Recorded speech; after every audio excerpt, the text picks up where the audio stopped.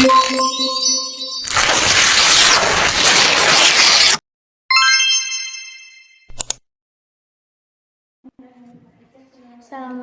warahmatullahi wabarakatuh.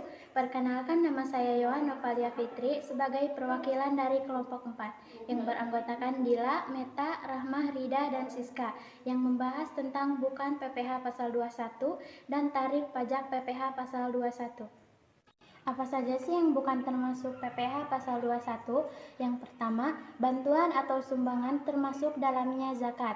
Yang kedua, harta warisan juga tidak termasuk objek pajak penghasilan. Yang ketiga, harta termasuk setoran tunai yang diterima oleh subjek pajak. Yang keempat, penggantian atau imbalan. Yang kelima, pembayaran dari perusahaan asuransi kepada orang pribadi.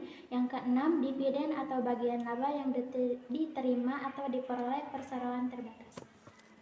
Yang ketujuh, iuran yang diterima atau diperoleh dana pensiun. Yang kedelapan, bagian laba yang diterima atau diperoleh anggota dari perseroan komanditer. Yang kesembilan, penghasilan yang diterima atau diperoleh perusahaan modal ventura. Perusahaan modal ventura adalah badan usaha yang melakukan usaha pembiayaan modal ke dalam suatu perusahaan untuk jangka waktu tertentu dalam bentuk penyertaan saham, penyertaan melalui pembelian obligasi konversi, dan pembiayaan berdasarkan pembagian atas hasil usaha. Yang ke-10, penghasilan yang diterima atau diperoleh perusahaan modal ventura. Yang ke-11, beasiswa yang memenuhi persyaratan tertentu.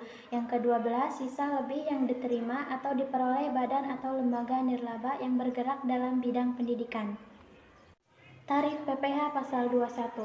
Apa itu PPh pasal 21?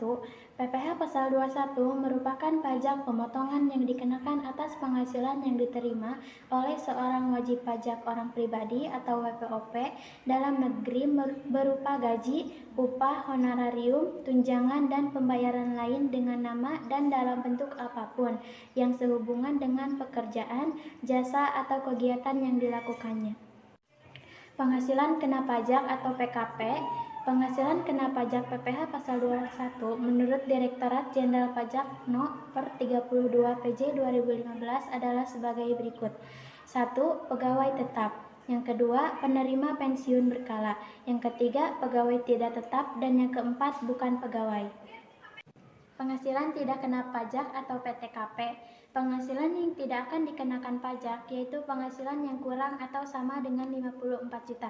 Yang pertama, 54 juta untuk diri wajib pajak orang pribadi. Yang kedua, 4.500.000 tambahan untuk wajib pajak yang kawin. Yang ketiga, 54 juta untuk istri yang penghasilannya digabung dengan penghasilan suami.